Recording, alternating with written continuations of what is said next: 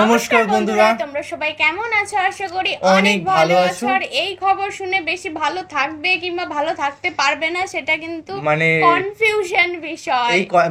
এই কয়দিন আমাদের যে সারপ্রাইজ দিচ্ছে সেটা আমাদের মাথার উপর দিয়ে যাচ্ছে প্রত্যেকটা ভিডিওতে বলছি। এটা কিন্তু সুপার সারপ্রাইজের মধ্যে পড়ে, আর এই খবরটা শুনে হজম করাটা মানে আমিও টাইটেল দেখে নিজেকেই বিশ্বাস করতে পারছি না যে এরকমও ঘটতে পারে বা হবে। যা যা দেখছি সম্ভবই নয়, হজম করাটা একটু টাফ বিষয়। সত্যি বলছে যে অবশেষে বাংলাদেশে শেখ হাসিনা, ইউনূসকে সরিয়ে দেশে আসবেন হাসিনা। ও মা গো, মানে এটা অসম্ভব না, কারণ যা চলছে। প্রথমে একটা ভিডিওতে আমরা দেখেছিলাম অনেকদিন আগে, যার কাছে টাকা আছে তার কাছে পাওয়ার আছে, তো টাকারই খেল সমস্ত কিছু।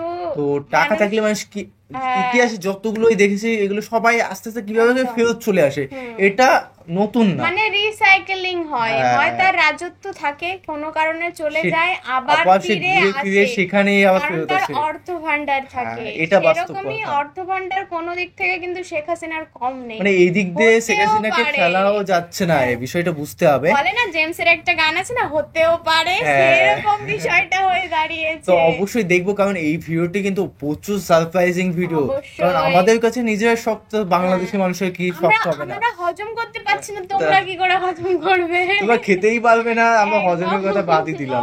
তো অবশ্যই ভিডিওটি দেখবো, আর মেইন ভিডিও তোমরা ডিসক্রিপশন বক্সে পেয়ে যাবে, ওখান থেকে তোমরা চেক আউট করতে পারো। তো চলো গাইস, আজকে ভিডিওটি শুরু করা যাক। আমরা পেয়েছি সাবেক বাংলাদেশের প্রধানমন্ত্রী শেখ হাসিনা। আপনাকে স্বাগত জানাই, আপনি আমাদেরকে সময় দিয়েছেন, এসেছেন আমাদের কাছে। আমাদের সাথে আরো থাকছেন ডক্টর মোহাম্মদ ইউনূস। ডক্টর মোহাম্মদ ইউনূস, আপনাকে আমাদের অনুষ্ঠানে স্বাগত জানাই। আপনি আমাদের সময় দিয়েছেন, সেজন্য আমাদের কৃতজ্ঞতা জানাই। অন্তর্বর্তী সরকারের প্রধান উপদেষ্টা ডক্টর মোহাম্মদ ইউনূস যুক্তরাষ্ট্রে বিল ক্লিনটনের উপস্থিতিতে একটা অনুষ্ঠানে বললেন যে আন্দোলন পরিকল্পিতভাবে চালিয়ে নেওয়া হয়েছে, কিছুই হঠাৎ হয়নি। এই আন্দোলন কি শুরু থেকে কোটার আড়ালে সরকার পতনের আন্দোলন ছিল? আপনার একটু মন্তব্য শুনতে চাই, আপনি একটু বলবেন জুলাই অভ্যুত্থানের ফল কি চলছে দেশে। ম্যাচ করছে না, কেউ চোখে দেখেন না এখন কথা নাই কেন মুখে? পত্রিকায় লেখেন না কেন? এত স্বাধীনতা পেয়ে গেছে, সেই স্বাধীন মানুষের যা দেখেন তা লেখেন না, সেই লেখার সাহসটাও নাই। শেখ হাসিনা যখন ক্ষমতা ছিল তখন তো বেশ সাহস ছিল, তখন তো দামাদাম লিখতে থাকতেন। আমি কারো গলা টিপে ধরিনি, ইচ্ছা মতো লিখেছেন, ইচ্ছা মতো বদনাম করেছেন, ইচ্ছা মতো মানুষকে বিভ্রান্ত করেছেন। আজকে যারা বিভ্রান্ত পড়েছিল, আজকে তারা বুঝে দেখুন দেশ কোথায় আছে, তারা কেমন আছেন। আমার সেটাই প্রশ্ন, তারা কেমন আছে সেটাই আমি জানতে চাই। এখন বাংলাদেশটায় কারা আছে? সেই জঙ্গি সন্ত্রাসী গ্রুপ, আর যত জ্বালা পোড়া লুটপাট বিএনপির। সেখানে আমার প্রশ্ন যে আজকে অর্থনীতি ধ্বংস, বাজেট দেওয়ার টাকা এটাকে গেল কোথায়? 90,000 কোটি টাকা শেয়ার মার্কেট থেকে চলে গেছে। আমরা সরকারি থাকতে নাকি সালমান সব টাকা নিয়ে যেত, তখন সালমান কোথায়? এখনকার টাকাটা কে নেয় বলার সাহস আছে কারো? আমি ডেইলি স্টার, প্রথম আলো সবাইকে বলবো, তখন তো বড় গলা করে বলতেন, এখন একবার বলেন তো টাকাটা কে নিয়েছে? শেয়ার মার্কেট থেকে। সেই সাহস আছে কিনা সাহস দেখান। আপনারা নাকি একবারে সাংবাদিক, খুব সাংঘাতিক। আপনাদের পত্রিকার প্রতি কোনো এম্বার্গো নেই, তাহলে আপনারা লিখতে পারেন না কেন? অন্য পত্রিকা তো লিখলেই তাদের বিরুদ্ধে মামলা দেবে, জেলে পড়বে, কিন্তু এই দুটো পত্রিকার উপরে তো কোনো রকম বাধা নেই। তাদের তো আর ওই ইউনুস সেন্টারের কন্টেন্ট দিয়ে লিখতে হয় না, তা তারা সত্যি কথাটা লেখে না কেন? যা দেখেন তাই বলেন, লেখেন, দেখি কোথায় সাহস। সে সাহস এখানে আর কেউ দেখাবেন না বা লিখবেন না, কারণ গণতন্ত্র মানে হলো জঙ্গিদের শাসন। ইউনূস তো জঙ্গি নেতা, জঙ্গি করে আর সন্ত্রাস করেই তো ক্ষমতা এসেছে। মামলা, বাংলাদেশে কত হাজার মামলা হয়েছে দেখি আমাদের পত্রিকাগুলি একবার লিখুক তো। জঙ্গিদের শাসন মানে কত হাজার আসামি শেখ হাসিনা আমলে কি এগুলি হয়েছে? কি শুনছি আমি। তা এখন যে এই যে হামলা, মামলা, খুন, হত্যা, কারো জীবনের নিশ্চয়তা আছে? আমাদের নারী সমাজ খুব আন্দোলন করেছিল। আমি জিজ্ঞেস করি, 7 জুলাই থেকে 14 জুলাই পর্যন্ত যে আন্দোলন, সেখানে কি এই ছেলে মেয়েদের কোনো বাধা দেওয়া হয়েছে, না তাদের সহযোগিতা করা হয়েছে? মেয়েরা রাত্রেবেলা স্লোগান দেয়, আমি দুশ্চিন্তায় থাকি, আমাদের মানে পুলিশ থেকে শুরু করে আইজিপি থেকে শুরু করে ঢাকা কমিশনার, আমাদের ছাত্রলীগ, আমাদের নেতৃবৃন্দ, তাদেরকে নির্দেশ এদের নিরাপত্তা দেখা, হলে যা না যাওয়া পর্যন্ত কোনো ক্ষতি যেন না হয়। এখন তারা বাইরে বেরোতে পারেন না কেন? ভয় পায় কেন? তারা স্বাধীন হয়ে গেছে, সব স্বাধীন হয়ে লুটপাট, বাড়ি বাড়ি লুটপাট, ঘরে ঘরে লুটপাট, এমপি হোস্টেল লুটপাট, আওয়ামী লীগ নেতাকর্মীদের বাড়ি লুটপাট। সেই লুটের মালগুলি গেল কোথায়? আজকে পুলিশ হত্যা হয়েছে, আনসারের লাশ গুম হয়েছে, তাদের বিচার হবে না কেন? কেন বিচার হবে না? আওয়ামী লীগকে তো বিচার চাওয়ার অধিকারই নেই, কারণ আওয়ামী লীগ দেশ স্বাধীন করেছে, দেশের উন্নতি করেছে, সেটা বড় অপরাধ। তো এই লোকগুলি কী অপরাধ করেছে? ঠিক আজকে যে ঘরে ঘরে হাহাকার, কে দেখে তাদের? এই আহত যারা, যে কটা হত্যা হয়েছে, হত্যাগুলি তো এটা ইচ্ছাকৃতভাবে করা হয়েছে। যারা আন্দোলন করেছে তারাই, তাদের মধ্য থেকেই হত্যা করা হয়েছে। আওয়ামী লীগ কোনো হত্যাকাণ্ড ঘটায়নি, আমি কোনো হত্যা করিনি। বরং যারা আহত প্রত্যেকের চিকিৎসা আমি করিয়েছি বিনা পয়সায়, প্রত্যেকের অপারেশন আমি বিনা পয়সা করে দিয়েছি, প্রত্যেকে নগদ আর্থিক সহায়তা দিয়েছি। যারা মারা গেছিল, যে কয়জন আমি থাকতে যে কটা লাশ পড়েছিল, প্রত্যেকটা পরিবারকে আমি আর্থিক সহায়তা দিয়েছি। আমি কেন মারতে যাব? কিন্তু আমার উপরে এই অপবাদ কেন হবে? 439টা মামলা আমার বিরুদ্ধে, তার মধ্যে বেশি খুনের মামলা, আবার তার মধ্যে প্রায় 40-50 জন জীবিত ফিরে এসেছে। এর আগে বললো গণহত্যা করেছি, চিফ প্রসিকিউটর বলে দিল গণহত্যা করেছি। তখন সে গণহত্যা করি, এখন আর গণহত্যা বলে না, মানবাধিকার লঙ্ঘন। যে কোর্টে যুদ্ধাপরাধীদের বিচার হবে, আর যিনি সব যুদ্ধাপরাধীদের ডিফেন্সে ছিল এই চিফ প্রসিকিউটর, সে আজকে কী করে চিফ প্রসিকিউটর হয়? সেটাই আমার প্রশ্ন। কোন আইনে আছে? আইন নাই, বিচার নাই, আদালত নাই, মানুষের কোথাও যাওয়ার জায়গা নেই। একটা দমবদ্ধকর পরিবেশ আজকে বাংলাদেশের, বাংলাদেশটাকে আজকে ধ্বংসের শেষ সীমানায় নিয়ে আসা হয়েছে। এখান থেকে ত্রাণ পাওয়ার একটাই বাস্তবতা, এই জঙ্গি ইউনূস এবং তার এই যে উপদেষ্টা আর এই জঙ্গি বাহিনী, এদের হাত থেকে দেশকে রক্ষা করা। ডক্টর ইউনূস যাদেরকে নিয়ে সরকার গঠন করেছে, উনি নিজেও, তার যে লাল পাসপোর্ট করা হলো, কই তার আগের পাসপোর্টের তো কোনো নাম্বার দিয়ে সেখানে উল্লেখ করা হয়নি। তাহলে সে আসলে কোথাকার সিটিজেন? ফ্রান্সের না আমেরিকার? এই প্রশ্নের উত্তরটা দিক। এখন অবশ্য বাংলাদেশের লাল পাসপোর্ট নিল, খুব ভালো কথা। আবার ওনার নাম আপনারা দেখেছেন যে আমাদের সাবেক ভিসি কলিমুল্লাহ, তিনি বলেছেন উনি যখন প্রথম বিবাহ করেন আমেরিকায়, আমেরিকার সিটিজেন, সেখানে নাকি খ্রিস্টান ধর্ম গ্রহণ করতে হয়েছিল। সেই খ্রিস্টান ধর্মের নামটা কী ছিল ওনার, সেটা একটু জানা দরকার। আচ্ছা, খ্রিস্টান ধর্ম গ্রহণ করে তিনি প্রথম স্ত্রী, যে মেয়ে এখন অপেরা সিঙ্গার, তো তারপরে কি উনি মুসলমান হয়েছিলেন? আমার কাছে এখন সেই প্রশ্ন। আমাদের যারা হুজুরা হিন্দুদের সাথে যাচ্ছে, তাদেরকে আমি জিজ্ঞেস করি যে আপনারা একটু জিজ্ঞেস করেন না, যে খ্রিস্টান ধর্ম গ্রহণ করে বিয়েটা করলেন, হ্যাঁ সে বিয়ে টেকে নাই, বুঝলাম সেটা, তারপরে তো আবার দ্বিতীয় বিয়ে করছেন, খুব ভালো কথা, এটা করতেই পারেন, কিন্তু উনি কি এরপর আবার ইসলাম ধর্ম গ্রহণ করেছিলেন?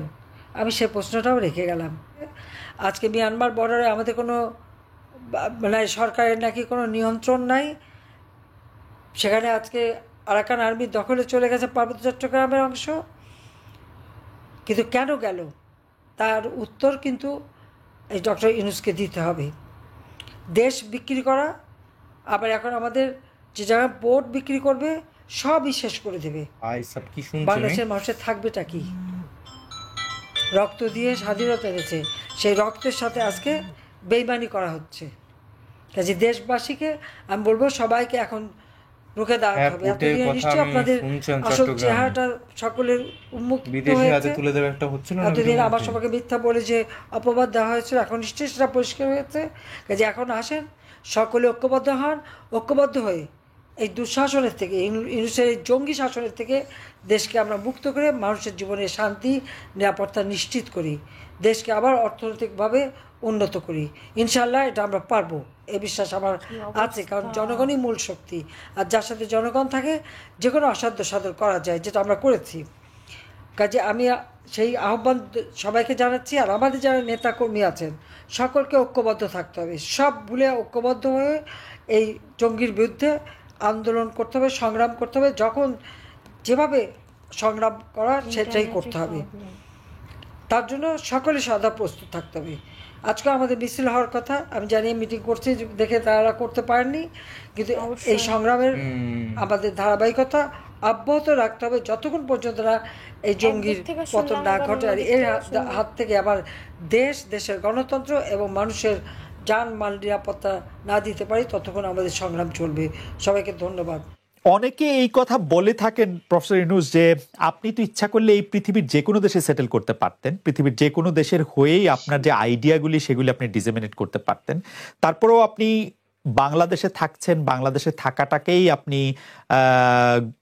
মানে আমি যদি বলি আপনার জন্য নির্ধারণ করছেন, সেটি কারণ আপনি চাইলেই সেটি সম্ভব, সেটি কি আপনার জন্য দিন দিন কঠিন হয়ে যাচ্ছে, বা আপনি এটি কেন করছেন? বা মানে অনেকে বলছেন যে আপনি আসলে, হ্যাঁ আপনার কাছে জানতে চাইছি যে আপনি তো আসলে দেশে থাকেন, বিদেশে থাকেন, মানে আপনার ভৌগোলিক অবস্থানটা তো আসলে আপনার আইডিয়াগুলির জন্য খুব বড় বাধা না, মানে আপনাকে বাংলাদেশেই কেন থাকতে হবে, এটা অনেকে প্রশ্ন করেন যে মানে আপনি বাংলাদেশে থাকাটাকে কেন প্রেফার করেন? তুমি কি বলছো আমি দেশ ছেড়ে চলে যাই? না, আমি বলছি, আমি জানতে, বাংলাদেশের মানুষ তো এরকম ভাবে যে দেশ থেকে যে চলে যেতে পারে সে খুব চলে যায়। এমন কুসন্তান হলাম দেশের জন্য, এখন পরামর্শ যে আপনি দেশ ছেড়ে চলে যান, এই অবস্থা হলো আমার। মনে করি না আমার এই অবস্থা হয়েছে যে আমি দেশেরই সন্তান, এই দেশেই থাকবো, দেশের জন্য যে কাজ করি সেটাই করব, এটা যতদিন আমি বেঁচে আছি সেটাই করে যাব। আমাকে বিভিন্ন দেশ থেকে আহ্বান জানাই, আমি কেন ওখানে দেশে থাকছেন। আজকেও একটা নতুন দেশ থেকে আহ্বান পেলাম, বলে আমরা সব ব্যবস্থা করে দেবো। এটা আর একটা নতুন দেশ যোগ হলো আছে। কিন্তু আপনি বাংলাদেশেই থাকতে চান, এবং আমাদের কাছে যেটি মানে আমরা সাংবাদিক হিসেবে আপনাকে প্রশ্ন করতেই হয়, আপনি দেখেছেন যে আপনার প্রতিষ্ঠিত গ্রামীণ ব্যাংকের একটি সংবাদ সম্মেলন হয়েছে, সেই গ্রামীণ ব্যাংকের সংবাদ সম্মেলন থেকে আপনার বিরুদ্ধে যে অভিযোগ করা হয়েছে সেই অভিযোগ মানি লন্ডারিং এর, সেই অভিযোগের ক্ষেত্রে বলা হয়েছে আমি সবচেয়ে ডাকু বাংলাদেশে সবচেয়ে বড় ডাকাত এদেশে, কাজে সেই হিসাবে সবাইকে জানান দেওয়া হচ্ছে, সেই হিসাবে আমি পরিচিত হয়েছে। আমি সবচেয়ে বড় ডাকাত, আমি সবচেয়ে সাংঘাতিক মানুষ যে দেশের সর্বনাশ করে যাচ্ছি, সেইভাবে পরিচিত হয়েছে। আপনি আমাদের একটু বলবেন যে আপনি বাংলাদেশের জন্য বা আপনার পরবর্তী লক্ষ্যগুলি কি সারা পৃথিবীর জন্য? আপনি তো শুধু বাংলাদেশ নিয়ে ভাবেন না, যে আপনি আসলে কি করতে চান বা কেমন দুনিয়া চান বা কেমন বাংলাদেশ চান, সেটা আপনার কি লক্ষ্য এই মুহূর্তে? ওই যে বললাম যে এটাই হলো আমাদের স্বপ্নের বীজতলা, যে আমাদের স্বপ্নগুলো একটা দাসে একটা নতুন আইডিয়া আসে, সেটা একটা বীজতলা, এটা আমরা ট্রাই করে দেখি, একটা ছোট আকারে করি, এটা সফল হলে আর একটু বড় আকারে করি, এটা বাংলাদেশি করি। একবার সফল হলে সারা দুনিয়া এটা লুফে নেয় দেওয়ার জন্য, সারা দুনিয়ার লোক এখানে আসে, আমাদের লোককে নিয়ে যায়, সেভাবে কাজকর্ম করছি। এটা আমরা একটা থাকছি বাংলাদেশে, করছি বাংলাদেশে, কিন্তু সারা দুনিয়ার লক্ষ্য আমাদের দিকে, আমরা কি করছি, কি চিন্তা করছি, কিভাবে এগুলো পরিচালনা করছি। এবং তার মধ্যে ব্যাখ্যা হিসেবে যেটা আমরা বারবার বলছি, আমরা একটা নতুন পৃথিবী গড়তে চাই।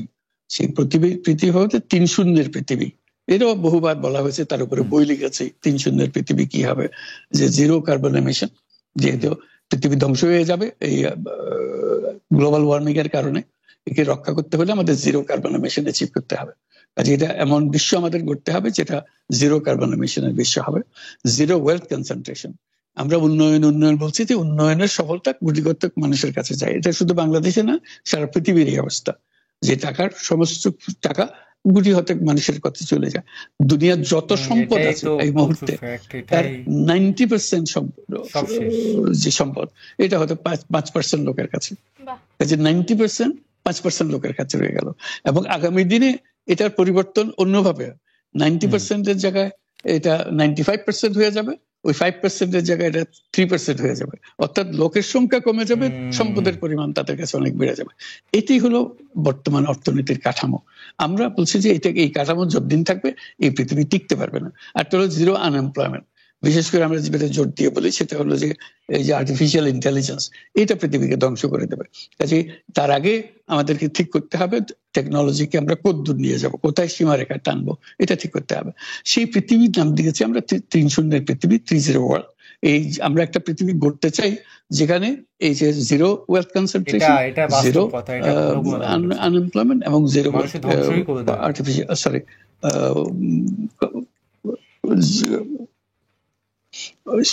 গ্লোবাল ওয়ার্মিং জিরো হবে। এটাই এই 3টা জিরোর মধ্যে আমরা থাকবো। তো সেটা আবার বিভিন্ন দেশে এটা পর্যালোচনা বৈঠক হচ্ছে, বিভিন্ন বিশ্ববিদ্যালয়ে সেটা নিয়ে আলোচনা হচ্ছে, আমাদেরকে আমন্ত্রণ জানাচ্ছে, আমরা সেগুলো বিশ্বকে বোঝানোর চেষ্টা করছি। এটার বড় নিয়ামক হবে সোশ্যাল বিজনেস। এই সোশ্যাল বিজনেসের মাধ্যমে এগুলো করা যাবে। সোশ্যাল বিজনেস সঙ্গে আসছে সোশ্যাল বিজনেস, এবং কত জায়গা থেকে কত ভিন্ন ভাবে এগুলো প্রসার করা হবে সেটা আমাদের উপর আমাদের দায়িত্ব হয়। আমরা এগুলো ব্যাখ্যা করি, আমাদেরকে বিভিন্ন বিশ্ববিদ্যালয়ের মারফতে হয়। 107টা বিশ্ববিদ্যালয়ের এখন সোশ্যাল বিজনেস সেন্টার আছে। এটার নাম হলো সাধারণত ইউনুস সোশ্যাল বিজনেস সেন্টার নামে পরিচিত হয়। নিত্য নতুন বিশ্ববিদ্যালয়ের সঙ্গে যুক্ত হচ্ছে। সর্বশেষ যেটা কিছুদিন আগে আমরা পত্রিকায় দিয়েছিলাম যে finance university of Russia, finance university Moscow, তারা বলছে যে আমরা এখানে ইউনুস সোশ্যাল বিজনেস সেন্টার করব এবং আপনাকে একটা দায়িত্ব দেব, একটা ইন্টারন্যাশনাল অ্যাডভাইজারি কমিটি আমাদেরকে বানিয়ে দেবেন এবং আপনি সারাক্ষণ এটা তদারকি করবেন। সেটা এই সপ্তাহের মধ্যে আরেকটা বৈঠক হবে, তাদের সঙ্গে জুম মিটিং হবে, যে তারা অগ্রসর হচ্ছে। অর্থাৎ এটার গতি শুধু সীমাবদ্ধ কোনো বিশেষ ধরনের কাজে না। চায়না এটার একটা অগ্রগামী দেশ, যেটাতে সোশ্যাল বিজনেস নিয়ে তারা বহু পরিমাণ মনোযোগ দিচ্ছে। কাজে এইটা দুনিয়ার ডানে বাঁয়ে উত্তর দক্ষিণে সবার কাছে আছে।